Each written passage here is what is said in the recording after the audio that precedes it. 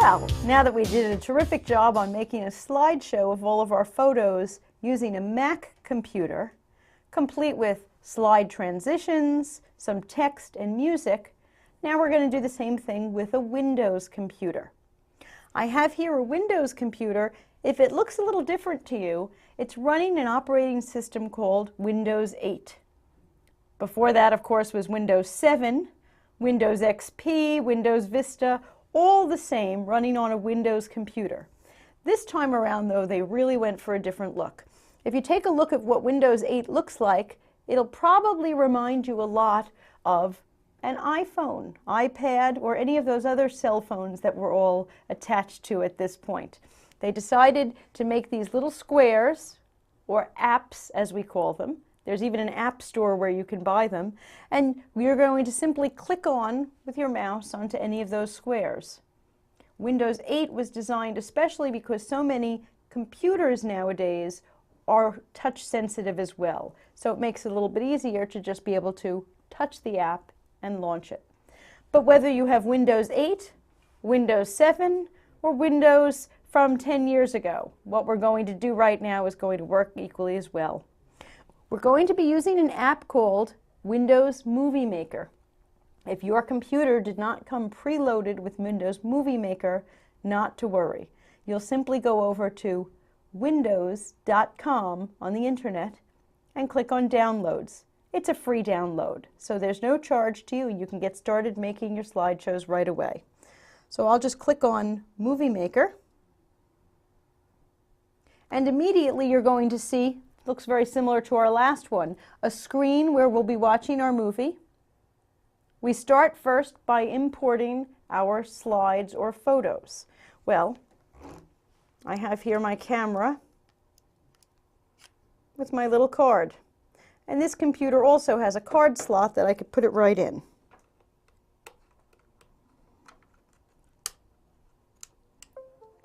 There we go. It says here, click here to browse for video and photos. So I'm just going to click here. And you'll see what probably looks very familiar to you, all of your different folders. Well, I'm going for that little card. And this time I'm going to use the pictures of a cruise. Here's all my pictures, and I hit open. Next, you'll see all the pictures that were in that folder automatically show up. Not so hard yet. If I pressed play now, you will see, and you could see it going across here, it's going to switch from picture to picture. Not much excitement going on, but we could actually start watching it immediately without much fuss. But we want to do a little bit better than that. One of the first things I want to do is to come up over here and edit the duration. You'll see here it's on 7 seconds for each slide. I think I want to make them a little bit faster than that.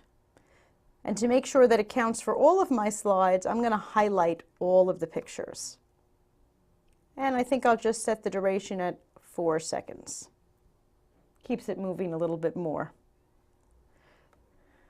Now, some other things we have options with, like last time, we have automatic themes.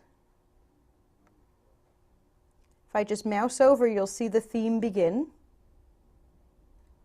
That one looks pretty. Here's another theme.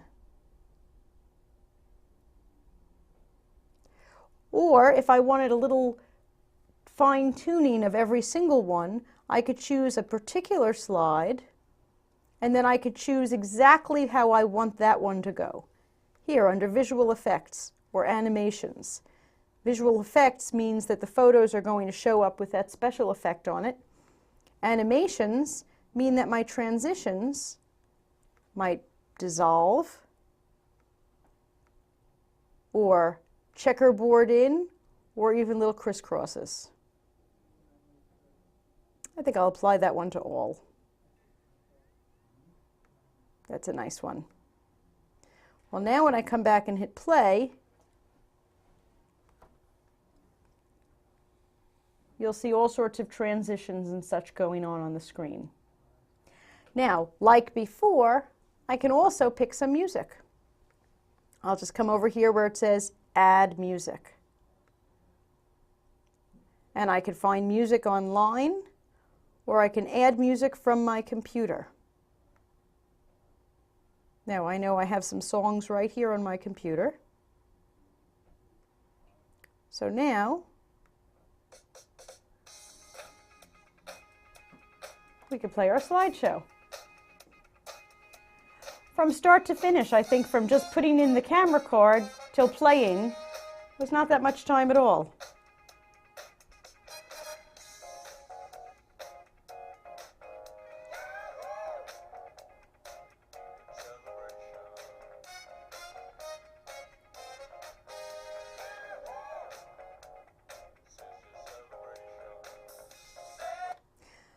Now, if I decide that I want to change the song, change the special effects, I just go right back into all of these menus here and tweak it to my heart's content. When I'm done, I'm going to come to Save Movie. You may also notice a Facebook icon right here. I could just click on that and load it right up to my Facebook account and be sharing it with all of my friends and family instantly. Or, if I click on Save Movie, like before, you're going to see lots of options here.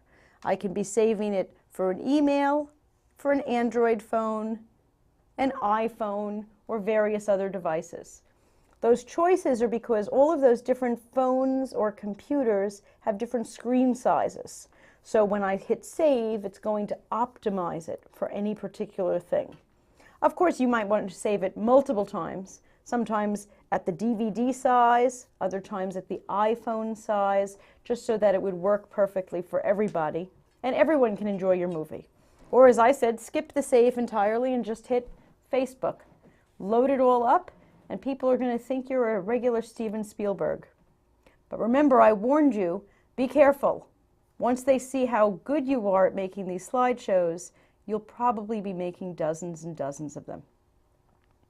Now, one thing that I mentioned earlier is how your photos automatically save the date and location of where the picture was taken. Now, this might be very nice for you if you're trying to sort your photos, remember what dates different things were taken, trying to organize them all by particular trips, but there are some downsides. And the downsides especially come with location services. While it's very nice to be able to know that your photo was taken on that trip to Greece, it might not be very nice if a photo is posted publicly that was taken in your living room and other people, strangers in fact, can find out what your address is. I know lots of people, moms and dads, who proudly post pictures of their children on all sorts of social networks, and they're delighted to be able to share them with friends and family around the country. But other people can see that exact photo and not just know the address, but even know where in the house the picture was taken from the GPS location services. Well, I guess you could see where this can be a very, very bad idea. But fortunately, there are ways of turning off your location services. If you're taking pictures with a cell phone, for example, there are settings right on the phone to turn them off. Right here I have an iPhone. On an iPhone, if you click on Settings,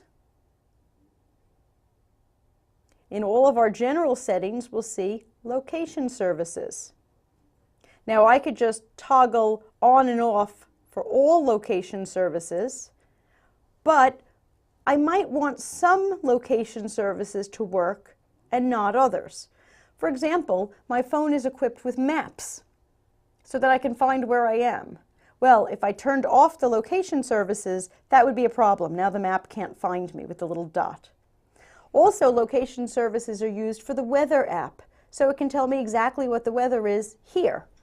If I turned it off, again, that's a problem. They won't know where here is. So here are all of the different applications on my phone, and I can decide for each one what I want my location services off for. Well, I certainly want them off for camera, because I don't want people being able to see my pictures posted online and know where they were taken. I certainly don't want my address publicized like that. So all I did on an iPhone, I'll go back to our home screen, is hit Settings, Location Services. You may opt to turn all of them off, but most likely you're going to opt to turn some of them off and leave some of them on. But be sure to turn the camera ones off if you don't want your photos to be tagged. I have an Android phone here, and on an Android system, you actually go to the actual camera app to make the change.